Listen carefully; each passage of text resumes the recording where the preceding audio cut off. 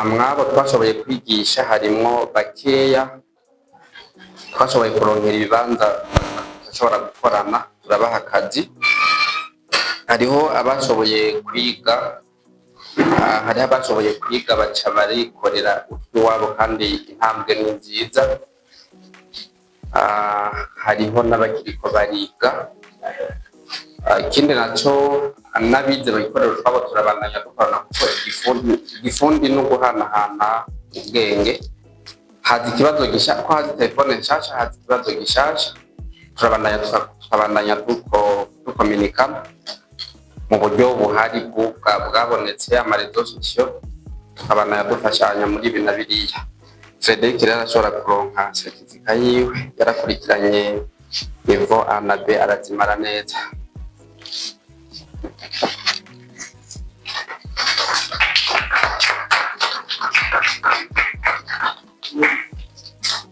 Uwa kabiri ni Hakizimana Godefroid, aracari muto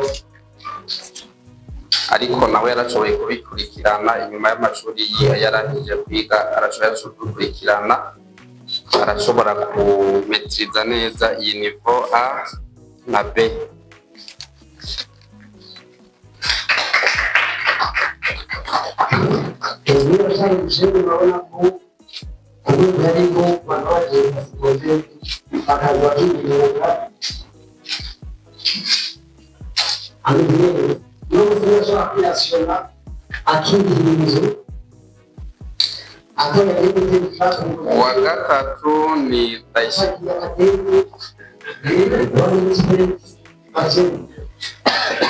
Uwa gatatu ni Ndayishimiye Giovanni, nibaza ko atashoboye gushika ngaha kumvo z'uko amagara yasa n'ayamukitse, ariko nawe yarize niveau A na B kandi nawe nyene ari mu bantu bashoboye guhabwa akazi. Uno munsi arashobora gukora telefone kandi abakiriya bakaryoherwa.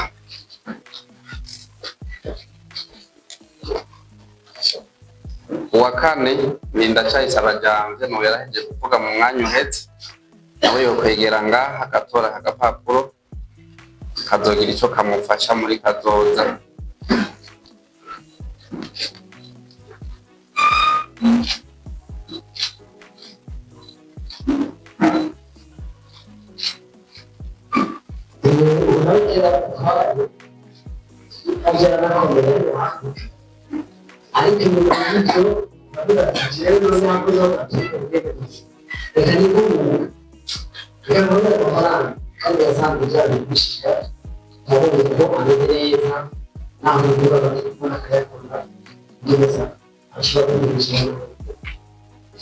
Uwa gatanu ni Minani Emery, nawe yokwegera ngaha imbere, nawe nyene izi niveau A na B yarashoboye kuziga kandi akaba ashobora kugira ivyo akora nawe nyene akibeshaho.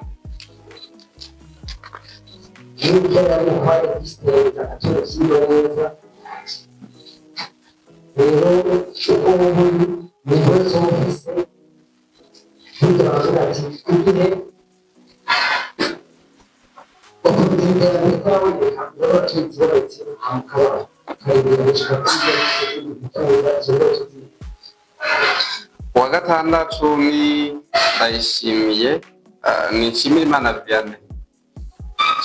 Vianney, uwo nawe niveau A na B arayishobora cyane kandi abikora neza. Nibaza ko nibikurikira azovyiga kandi abimenye.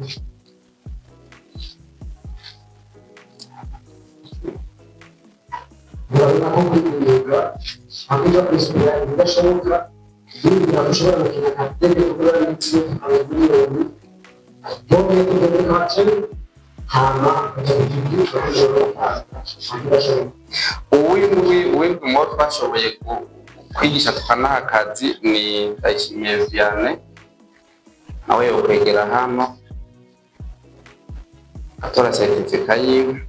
Nawe murabona aracari muto rero cyo kwagera kure. Anjari muto uyu engineer ariko nyuma yuko akora amaziga cyangwa akora ibyo yitwa nawe ari umwuga kandi nawe ameze neza. kategori ikurikira ni y'abantu bashoboye kwiga baca barashobora kwishingira ama office y'iwabo canke ama repair shop y'iwabo. Abo oya no kuvuga ko ni nayo kategori nibaza ko ari nini. Uyu ni Jambo Rodrigue ari mu Rutana, nibaza ko ashobora kuba yaje mu fundi wo mu Rutana. Bishitse mukaba muri mu Rutana mugateka ikibazo c'iti telefone murashobora kubaza ati Rodrigue akorera he, nawe ari mu bafundi bizi wacu kandi babikora neza. Uwundi ni Iteka Trezor, nibaza ko yateza kuva mu Kayanza, niba byashitse akaba yaje yoshika agatora certifica yiwe, nawe ni niveau anave kandi nibaza ko abikora neza. Uri mu Kayanza ukagira ikibazo gise ci telefone urashobora kubitura. Yego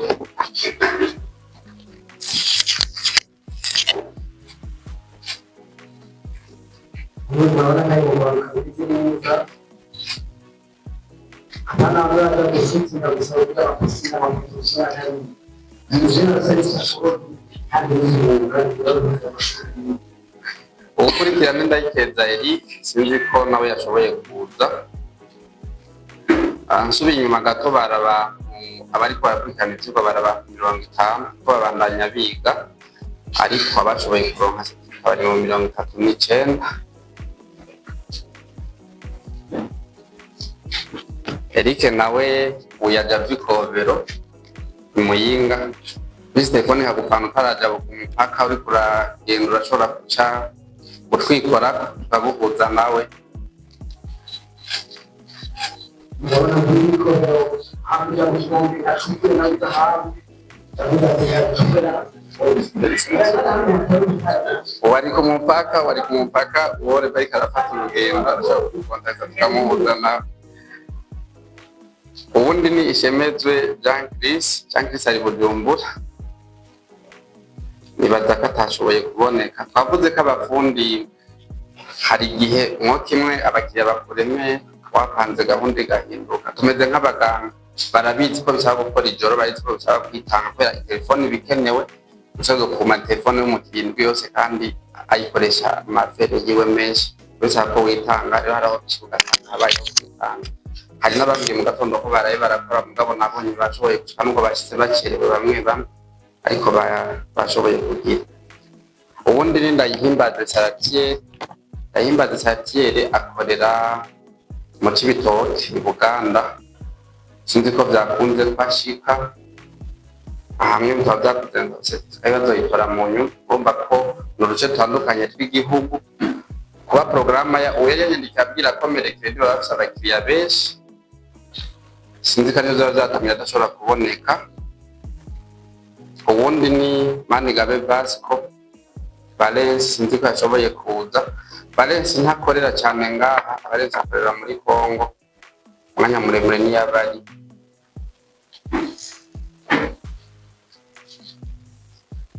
Ubundi ni Habarugira Diodone ni Diego wa Likarusi, urumva ko n'uruce twishi tw'igihugu. Nibaza ko ushobora kugira Likarusi arashobora kumwegera akagira icyo amufashije, ari telefone mugoye cyangwa ikibazo yagize kimuzindanye.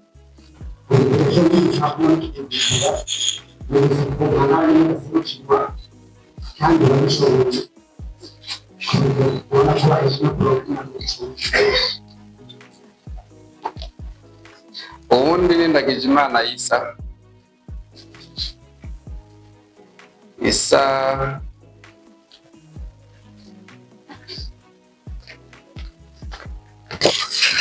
ari mu Rumonge, ariko jewe wampuje nawe we no mu Kirundo, kuko yiri kurafasha umuntu haraho ufasha umuntu donc akaca yimuka aja gukorera ahandi hantu. Isa ari mu Rumonge ni sawa, wogera mu Rumonge barashobora kuvugana akamufasha.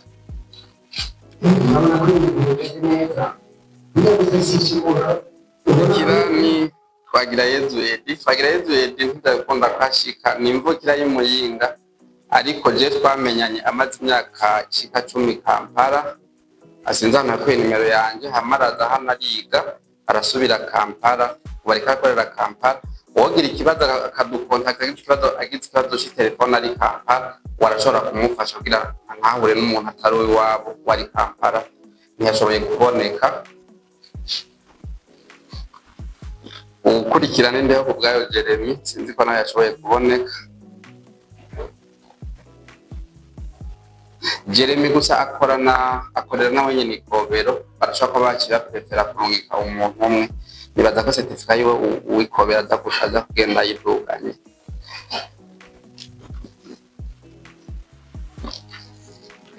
Ndoimana Juma uri kumutakura ni canke ni Juma ari kumutakura kubera ko igisagara ni kinini kandi nibaza ko abatunga ba telefone benshi bari Bujumbura, babisaba ko tugira amaroka atandukanye.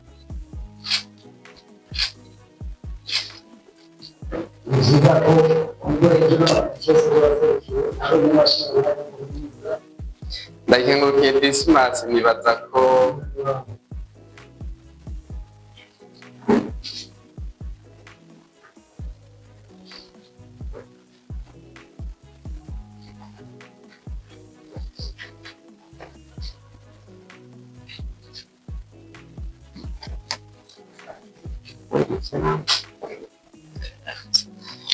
Dismas nawe n'uwo mu Kayanza.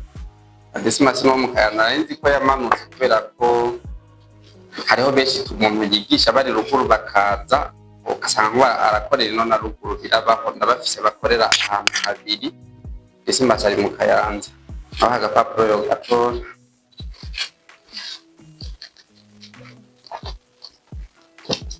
Hawo Mugisha Elisakeri sinzi ko byakunze ko ashobora kuza, nivyakunze ko ashika ni mu Kirundo, uno mu Kirundo nawe nadahose tutaza kuyirungika.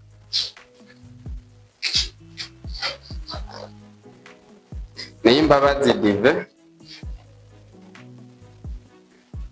Dive rero we burya ni umuhinga cyane, nubwo ngahaje we ntakigeze ndamwigisha kategori yindi, umuhinga cyane mu bintu bya Ekaza yibutse microsoldering na electronics y'amateleviziyo. Dive yahora mu mateleviziyo, mugabo je aza kunsaba ndamwigisha mbwiye ko televiziyo ari zikeya kurusha amatelefone, ngo abona umenga ngo vizayo kwimukira ngo harakazi. Rero Dive numwe mu bagene donc banashikwe na payeje mu mugambi donc yahora mu mateleviziyo wari karamigra, kandi mu menga arabitahura ko yarasanzwe ari umufundi. Igifundi kirasa bisaba umwete gusa. Felicitation.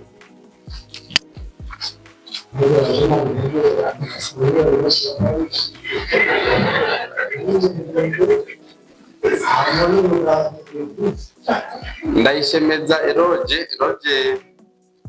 Eroge akorera ngahe Bujumbura aho bita muri Bata. Tunongere ko bayigeze gucishamwo inkuru yuko Bata yubatse kugira ngo nibiburi twari hinduke nuko twenseramwe amayirema azi neza ico bariko barakora. Nibaza ko fotoronkamwe abantu naba Bata irahindura isura.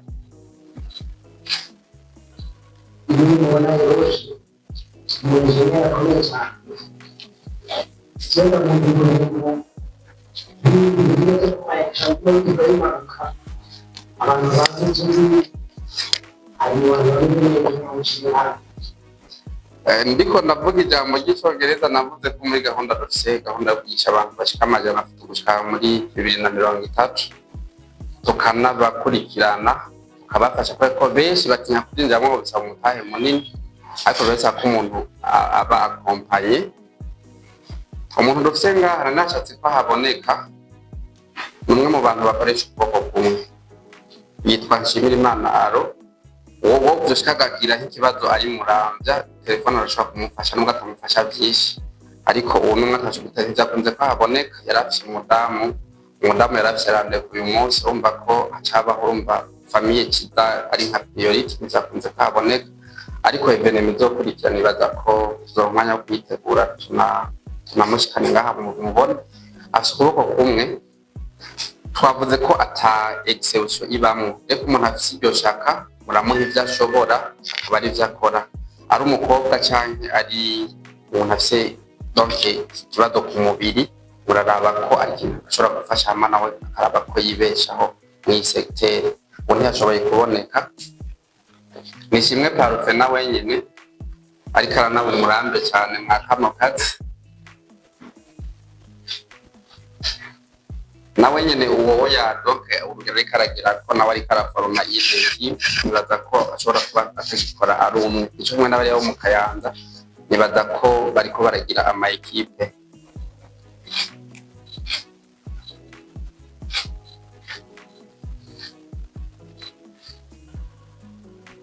Una bakabakorera ngaho i Bujumbura muri Bata. Rumba navuze ko kugira izina rihinduke nuko tweseramwe amayirema tuzi neza ko azi carico umuntu no guhesha umwuga agaciro. Ubundi nawe akurikira Ndayizigiye Gerard akorera rimwe na rimwe abari mu Kirundo umwanya muremure, mugabo n'Ingozi sinibaza ko arahaboneka rimwe rimwe. Nawe n'umuntu w'umunyamwete afite ikintu akora, niyo mpamvu usanga ahindura intara. Kandi ubu rero burya ni intambwe nziza kubera ko n'umudamu wiwe bakora akazi kamwe.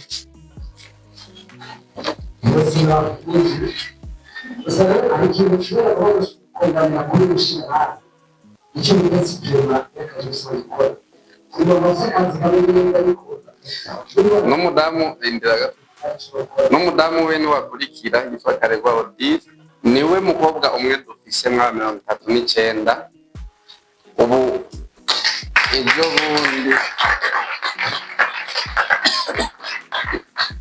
ejo bundi nibuka ko hari ibyo ariko aransaba ngo doke ndamwigisha ari biri avance gatoya, ariko avuga ati bisaba ko ndavyiga. Nibaza ko vyinshi software arayimetriza, kugura amatelefone arabishobora. Nibaza ko rero n'abandi boshiramwo udutegeko, niba umwe yabishoboye n'abandi barabishobora. Murabona ko igitigiri kinini baracara abageni, secteur irasaba ingufu n'ivyo iranasaba n'ubwenge.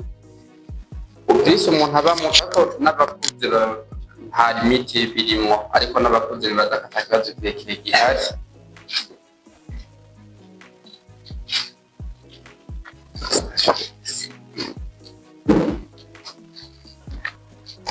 Ukurikira ni Harerimana Blaise nawe ari mu Kayanza, ari muri equipe yo mu Kayanza agasa nk'aho ari equipe, si umuntu umwe. Kuko no mu bintu nkunda guhanura abantu kenshi simpanura umuntu kwikorana ko preference muri babiri abari sawa, muri batatu abari sawa, kuko ejo urwaye canke utagishobora kubikora undi araza akagusubirira canke akaza kumwariza abakiriya.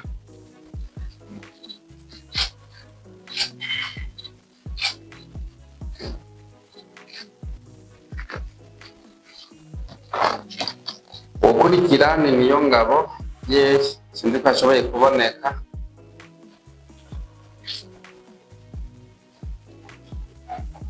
Peri nawe nibaza ko ari mu Kinama, kumva begereye Kinama Kamenge, ico za telefone ntizakwarinda gufata amavisi. Nawe murabona ko akiri muto.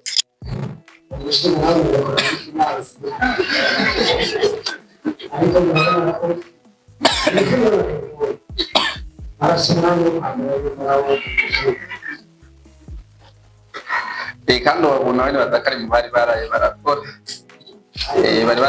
ariko nabahamagaye bambwira ati sambiri nubwo tutararyama reka dusimbe basinzi umba programa yo gukora no kuza ngaho bashoboye kubifatanya. Nsabiyaremye Alex nawe burya n'umurambe cyane. Nsabiyaremye Alex nibaza ko twamenyanye kera akiri mu Kayanza, hama aravuga ati reka negere igisagara nanjye ariko ndohimikeke. Ni ukuvuga aramaze ikirekire ngaha, nawe nyine afite equipe itari ntoya kandi nawe n'umunyamwete. Nawe ari mu bantu bari baraye baraba ko abakiriya botunganirizwa.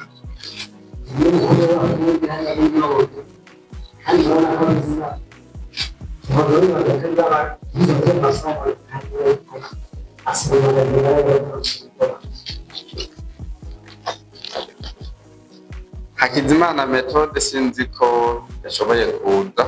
Methode ari Bujumbura.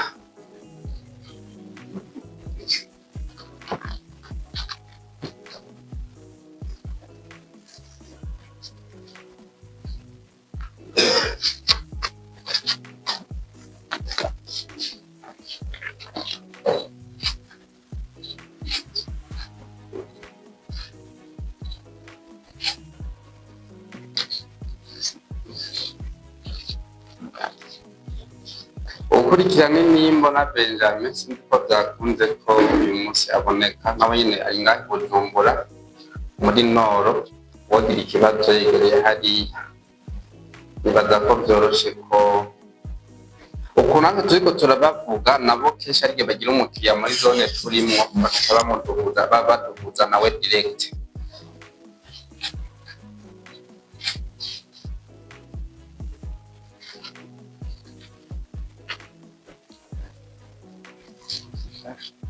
Aba bakurikira harimo abakiriko bariga, ariko hariho n'abantu bakiriko bariga iwacu, harimo abashoboye gutangura kwikorera. Nibaza ko harimo n'abariko baragira ku rugero rwo hejuru gato, ko nibaza ko harimo ab'Ingozi bakeya, harimo n'abo ngaha turi kumwe ngaho Bujumbura. Wa mbere ni Ngoma Elvis,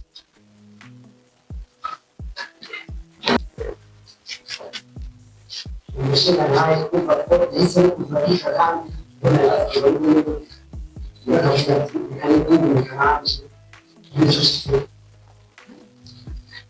Uwimana Emery sinzi ko yaje. Emery ni mutoya wa Aaron, nivyo mutoya wa Aaron akorera mu Rutegama, ariko we arino urumva ari hafi yacu. Yashoboye guserukira mukuru we nubwo atashoboye kwaboneka mukuru wiwe.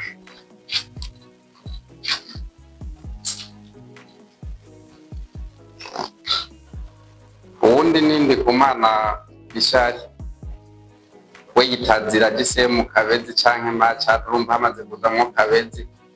Nibaza telefone zo mu wange zikidushikira n'izagoranye umva zigeze mu Kabezi shazihagarara yarazivanye, ariko ni sawa biza ko muhatera imbere bitubabaza twebwe. muraza abanyeshuri ko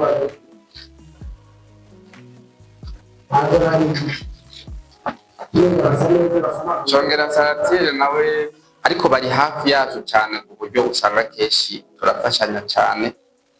Ni collaboration imaze igihe.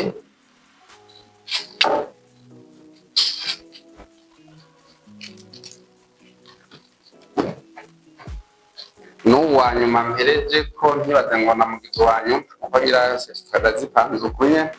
Hano nta wa nyuma arimo, hano wa mbere arimo, nta maporsantaje twashize kose turakiga.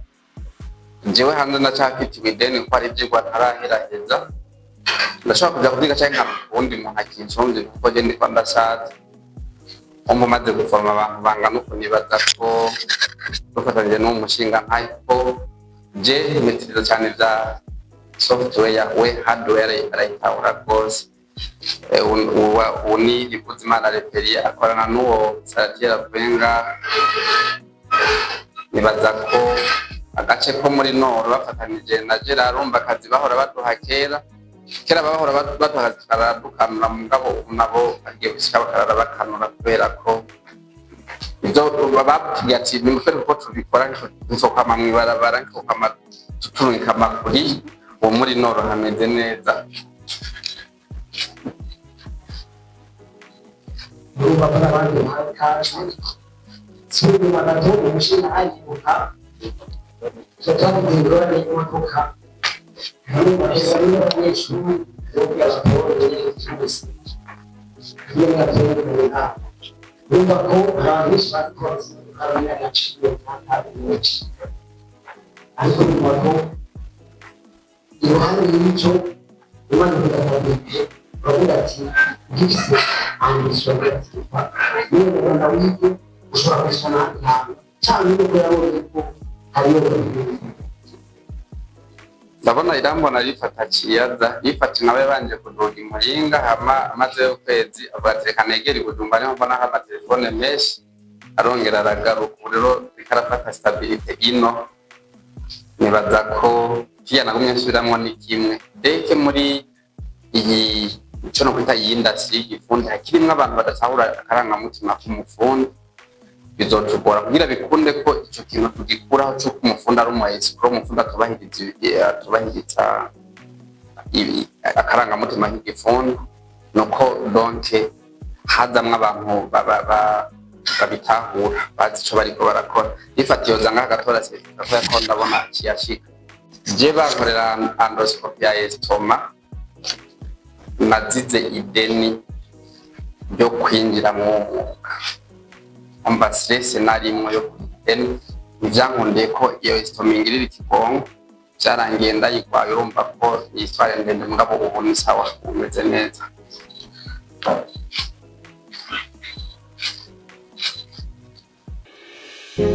Muri ibi bihe turimo Aiga yagabanya ibiciro kubipfuza kwamamaza ivyabo uri umudandaza cyangwa ukora akazi kariko kose kaze muri Aiga News ibafashe gushitsa kure ibyifuzo byanyu menyekanisha ibyo mukora biciye mu manjwi kumwe n'amasanamu meza atahandi zo bisanga uretse muri Aiga News. Mbiga wowe ufise icubaza twandikire cyangwa duhamagare kuri 6718175.